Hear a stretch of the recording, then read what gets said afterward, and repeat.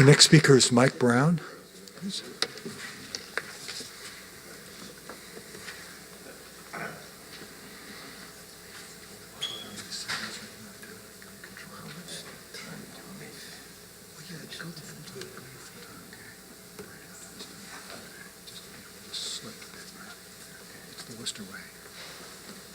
All right, first of all, I would like to thank the organizers for inviting me to speak. This is a real privilege and an honor, so thanks to Peter, to Bruce, to Bob. This is, as I said, a real honor to be involved with this event. I don't have any pictures of Walter, but I do have a lot of memories. So the first thing I want to say is I had the very good fortune to have been Walter's student. I was, all right, okay. I was here at Scripps from 1977 to 82, if I remember correctly. Before I guess the first set of comments I want to make relate to IGPP was just an incredible environment to have been a part of. I mean, I think of the people that were there at the time, Freeman Gilbert, George Backus, Bob Parker, John Orcutt, down the hall, Merle Hendershot, Rick Salmon, John Miles, Ken Melville was there, I think, as a postdoc. It was just a phenomenally stimulating academic environment. And, Bob Parker has described IGPP as geophysical heaven, and that description is entirely appropriate. So I was extremely fortunate to have been involved, to have been a part of that environment. We go downstairs, my immediate colleagues that I worked with when I was working on my thesis. This, of course, was, primarily Walter and Peter, but, there was a large group of others. Bob Knox, was intimately involved at that time, and, numerous visitors, collaborators at a distance, Bob Spindell, Kurt Metzger, Ted Birdsall, Carl Wunsch,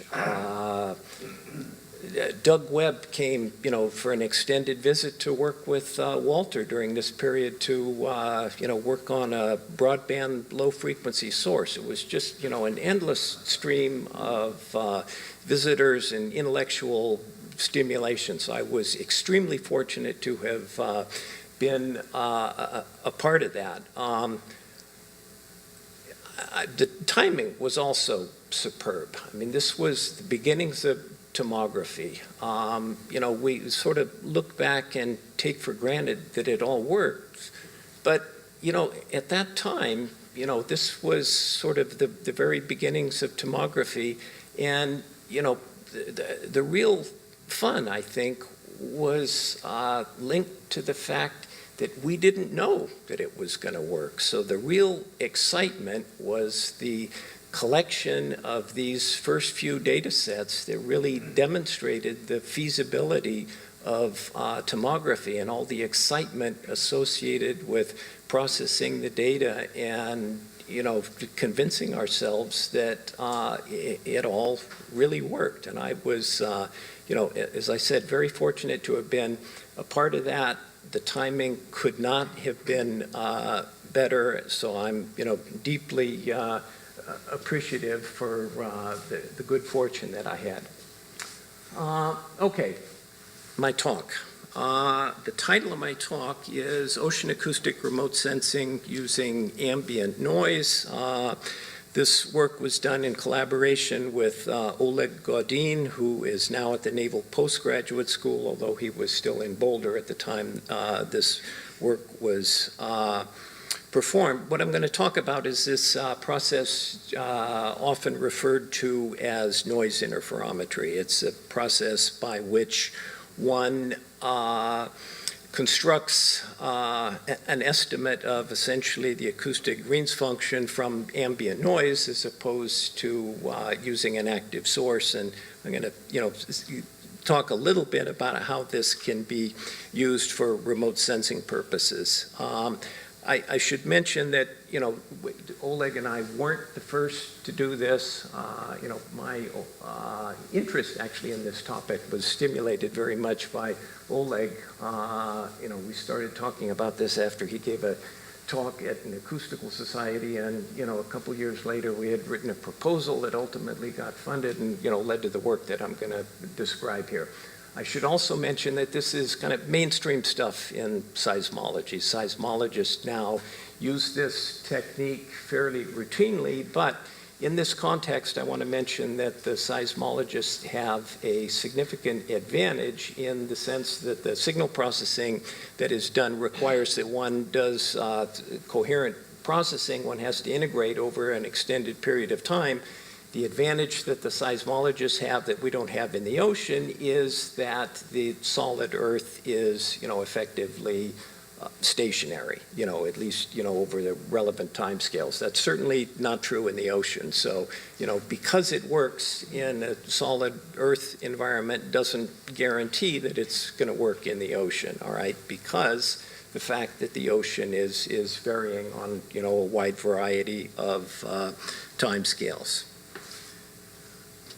Okay, what I'm going to talk about experimental work. So, as part of this effort, we got some money to build some instruments. They were deployed actually 3 times in the Florida Straits. So we're looking here at the Florida Straits. I'm going to talk about 2 deployments. The first deployment was in relatively shallow water. These, the bathymetric contours are at, 100-meter intervals. It's 100-meter bathymetric contour here. That's the first data set I'm going to talk about. So, this is South Florida here, Key Largo, Key Biscayne, etc. Okay, so this was done in the winter months, okay? 100-meter depth, the sound speed is essentially constant. Notice there's a significant difference in scale between the upper plot and the lower plot. The sound speed variations are only a few meters per second here over this depth interval of 100 meters.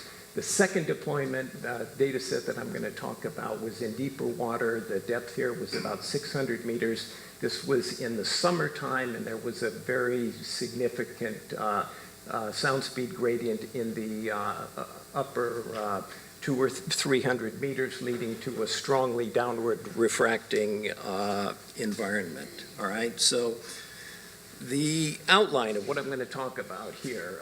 First, I'm going to basically just present the data, and then I'm going to say a little bit about some of the things that we did with the data. So that the focus is going to be actually on the first deployment from December, the winter deployment.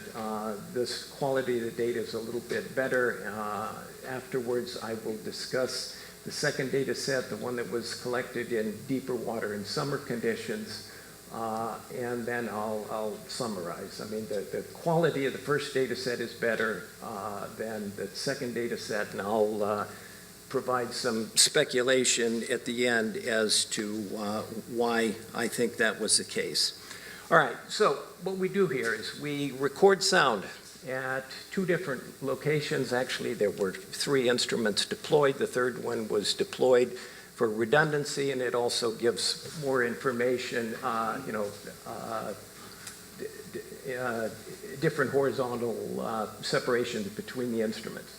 All right, this is actually the highest quality data. So the separation, the horizontal separation between instruments here is 5 kilometers. The instruments, I mean, they're basically just hydrophones that are recording continuously at 8 kilohertz. So what we do is we construct the correlation function. We cross-correlate the signals that are recorded on the 2 instruments over some short time interval. The relevant time scales here is, as you see in the upper plot, plus or minus 8 seconds.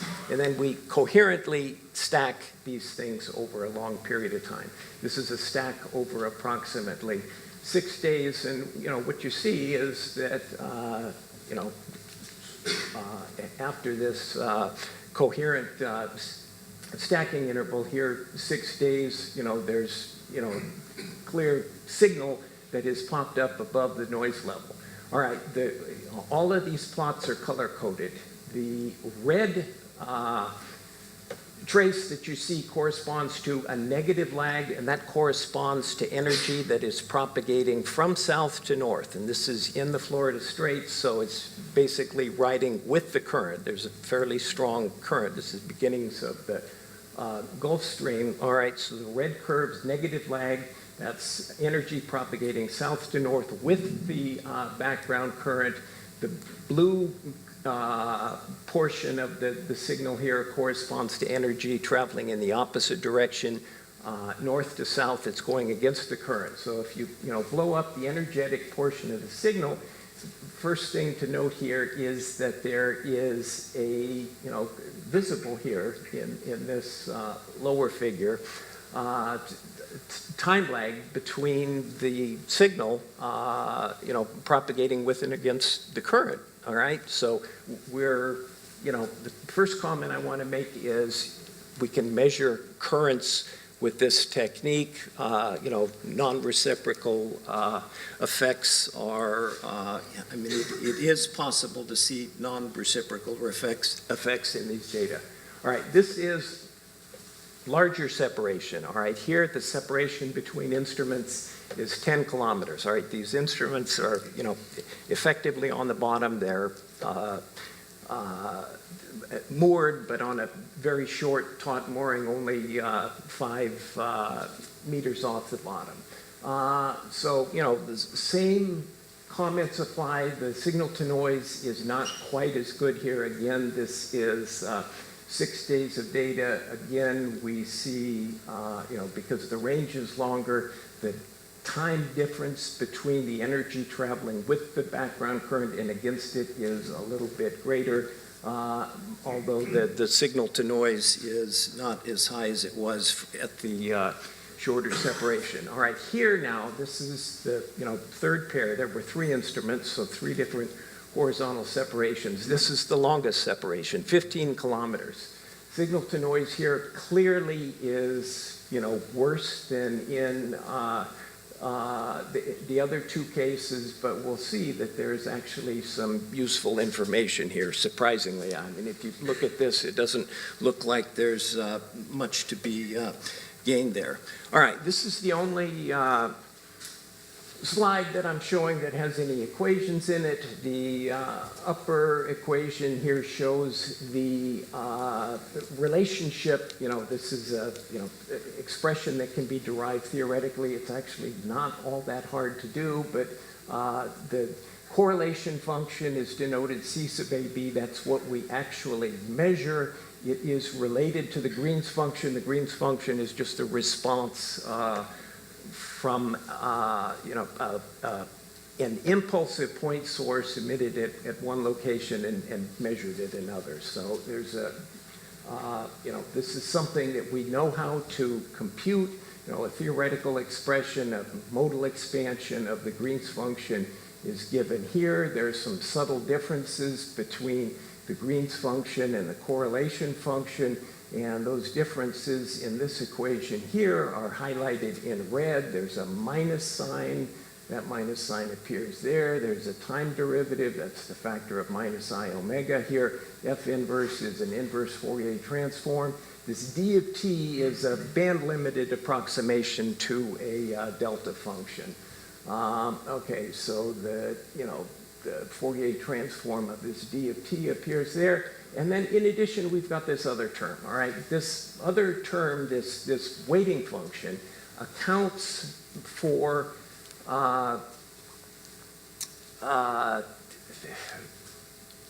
effects that are not included in the derivation of this expression. When one derives this expression, one assumes that one has a homogeneous distribution, a random distribution of sources. That's obviously not the case in the ocean. The noise sources in the ocean, in this environment, and this is typical, they're predominantly near the surface. The noise source here, the dominant noise source, in fact, was shipping here. All right, so we have to somehow account for the fact that, we don't have noise sources uniformly distributed throughout the water column. So, the first correction that has to be made is this sign term. Basically, what that does is it accounts, or it sort of assumes that it treats the noise sources as effectively a random distribution of vertically oriented dipoles. All right, why dipoles? Because you've got a disturbance near the surface, whether it's a ship, a breaking wave, bubble, what have you. That coupled with the free surface boundary condition and the associated image source produces a vertically oriented dipole at the surface. So this sine theta term is, accounts for this dipole radiation pattern. And the second term is a term that accounts for loss of coherence due to tidal variations. We're, coherently integrating over, many cycles of the semi-diurnal tide. As a result, the the high frequency energy gets filtered out, and also the steep angled energy tends to get attenuated more strongly than flat angle energy. So there's kind of a messy expression that's not shown there. All right, so the bottom, all right, what's not known here is, at least not perfectly, is the environment. So the first thing that was done was to try to simulate, based on all these theoretical results, I guess what you could call a correlogram. It's, analogous to what seismologists do, compute synthetic seismograms that they compare against measured seismogram. So, the challenge here is that, there's some uncertainty as to what the ocean looks like. So this was, this process is done in tandem with, addressing the inverse problem. So this,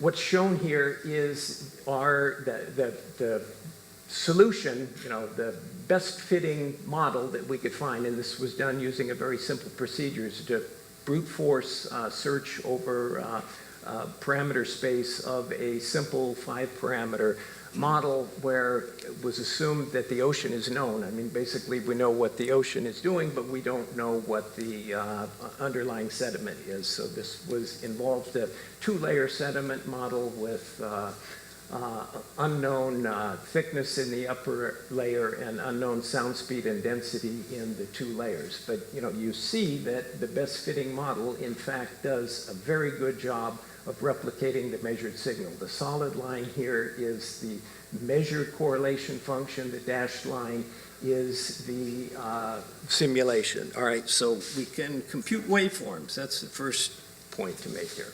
All right, the next thing we did with this data was we implemented what's sometimes referred to as TRM stands for time reverse mirror. So, this involves this idea of backpropagation that Harry Cox mentioned yesterday. So the idea here is to backpropagate the energy measured at one location. In principle, the energy should focus at the point where it was generated. In this case, this is the location of the other instrument.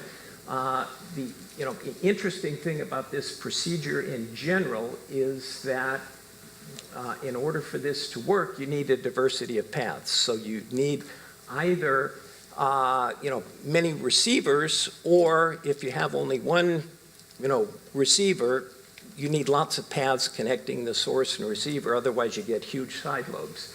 And this is the result of backpropagating that correlation function and we get a, rather significant peak, low side lobes, basically 20 dB below the peak. So, again, this processing works. So this is, fairly sophisticated, phase coherent wave equation based processing that's done with this data that's all based on ambient noise. All right, the next set of plots I'm going to show focuses on dispersion, kind of trying to understand what's going on from the modal perspective. So this, again, we've got, two sets of curves here. One, the solid is the data, the dashed is simulations. The difference here is now we've passed the, both the simulations and the data through a bank of bandpass filters. So we're looking at narrow bands in, essentially roughly 5 hertz bands, with center frequency between 25 and 75 hertz. Okay, the yellow stripes in the background are dispersion curves. That shows where the energy in the first lowest modes are located. Okay, now what I want to do here, is, I'm showing the results of processing using this technique known as, time warping, okay, which is nonlinear processing technique. So, the objective here is to do mode processing, to extract the signal associated with individual modes. Now, the traditional way to do this is to perform mode filtering, all right? I've got one hydrophone. I'm, effectively measuring the field at one location. It's impossible using traditional methods to do traditional mode processing. This time warping technique is, it's just unbelievably cool, and the fact that it works is kind of remarkable, but it's a nonlinear processing technique that involves resampling the measured signal at using a stretch time variable, all right? So what one does is use this non-uniform in time sampling of the signal, and there's a very specific sampling that's required, and it depends on what the environment is, all right? So some a priori knowledge of the environment is required in order to make this work. So we, use this stretched time variable to resample, then we filter in this warp time domain, and then we Fourier transform back to the original time domain, and like magic, we can pull out the first 4 modes. So again, this is the same data that was shown in the previous slide. This is, what happens when we apply this time warping algorithm, to pull out mode 1, mode 2, mode 3, mode 4. Again, there are solid and dash curves shown in black. The solid curves are the data. The black curves are the simulations. What you see is, the mode 1 energy is very well, replicated in our simulations. Mode 2, also very good, although you see some discrepancy at the lower frequencies. This is presumably because of deficiency in our bottom model. Still good.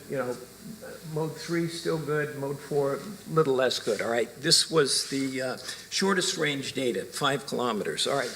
10 kilometers, we do the same thing. Here the upper frequency is a little bit lower, and we focus only on the first 2 modes. Again, there's some discrepancies, but basically it works. It works remarkably well. All right, now this is the relatively poor quality data. All right, 15 kilometers, so we've got, relatively poor signal to noise. But, we can still pull out the mode 1 energy. It works remarkably well. Mode 2, works less well. All right. Pardon me? It looks like they're already time separated, so you're getting separation Yeah, yeah. But I mean, yeah, but you couldn't see that in the raw data, yeah, yeah. Okay, now this is the second data set, all right? This is less good, all right? I'm removed in this plot, there's no phase information, so this looks a little different than the other, right? We've got a month worth of data, so this, vertical axis, the file number means nothing to you, but this is basically 1 month from 0 to the upper scale. 800 file sums, that's 5 days. So basically what I'm saying here is that we're coherently integrating over this sliding window that's 5 days long, and that's what's, the sort of geotime is in the vertical axis. All right, again, well, all right, the red and the blue doesn't work here. All right, the lower plot here corresponds to the northward propagating energy. So that's, again, we've got the Gulf Stream we're propagating with and against the Gulf Stream. The background dashed curves correspond to the predicted time of arrivals of ray arrivals. So this first arrival, it makes no bottom bounces. It just basically does this. The second one makes 1 bottom bounce. The third makes 2 bottom bounces. All right, clearly the signal to noise here is not very good, all right? There's some signal there, there's some indication that the northward propagating energy is traveling faster than the southward propagating energy, but the quality of the data is less good than was the case in the data that I showed earlier. All right, this is even worse. All right, this is, it's the same deployment, okay, but the difference between this plot and the previous one is that now the horizontal separation between instruments is 10 kilometers here. It was 5 kilometers before, so, this is slightly worse. Okay, now if we, look at the data, this is, back to the shorter range, this 1-2 pair that corresponds to the shorter separation, horizontal separation between instruments, 5 kilometers. So this is, basically as good as it gets for this second deployment. Only, now we're processing the data without throwing away the phase information. So, we've got again, the vertical lines correspond to the time, the predicted time of ray arrivals, and there's some indication that we're seeing peaks at those locations, but clearly the results here are less good than they were for the earlier deployment. And we had hoped to be able to try to extract an estimate of the current, but these waveforms, in our opinion, just aren't clean enough that we really have any confidence in this estimate. So, certainly there's information there, but, there's some disappointments as well. All right, so in summary, the feasibility of ambient noise-based acoustic remote sensing in a coastal ocean environment at 5 and 10 kilometers has been demonstrated. That's the first bullet. Okay, the measured correlation function approximates the Green's function, actually 2 different Green's functions, propagating in 2 different directions. So you're actually, using this technique, you're estimating 2 different Green's functions, both with and against the current, so that, allows you to use this technique to investigate non-reciprocal propagation effects currents, namely. Okay, the third bullet is important. I think the information content of the correlation function is comparable to that obtained in active source experiments, all right? We have demonstrated that the correlation function can be processed using phase coherent wave equation based techniques. We've done this to estimate currents. We performed waveform modeling and inversion. We implemented the time reversal mirror and applied this time warping transformation to investigate modal dispersion. All those things in my mind are pretty cool, especially when you consider that the data is all based on ambient noise. Okay, ocean variability imposes a limitation on noise interferometry. Okay, now this next, second to last bullet here is, addresses this issue of why do I think that the first deployment worked better than the second one, all right? It's important to understand, it is as important to understand the limitations of this technique as it is, we want to understand both when it's going to work and when it's not going to work, all right?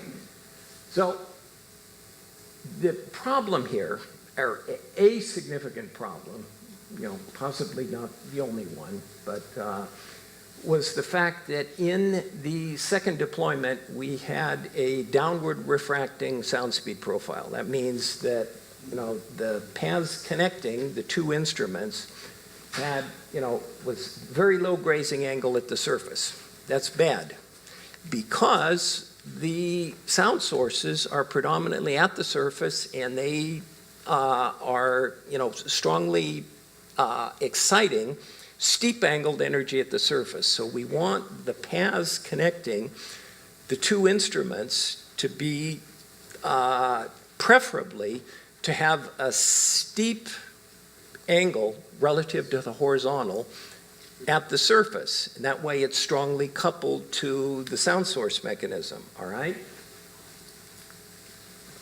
At the other extreme, at the bottom, we want grazing angles to be small. The reason is there's a critical angle. If the grazing angle is small, then we've got total internal reflection, very little losses into the bottom. So we want small grazing angles at the bottom. We want steep grazing angles at the surface.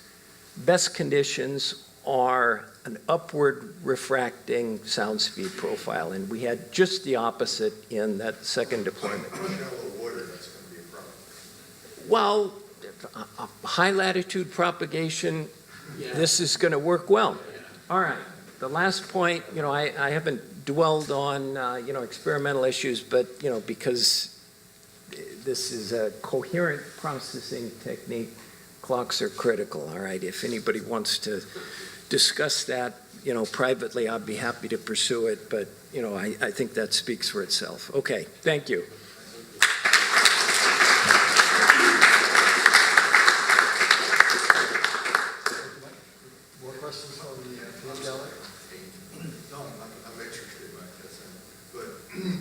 Is it really that crucial that you have an upward refracting profile? Icing velocity would be okay? Well, yeah, I mean, the first data set, it doesn't have to be upward refracting, but the upward refracting is kind of the best of all worlds.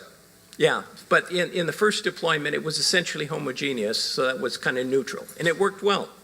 So it was neither good nor bad. Okay, so when you're in mid-latitudes, it still works. You don't have to work Yeah. in high latitudes, but okay.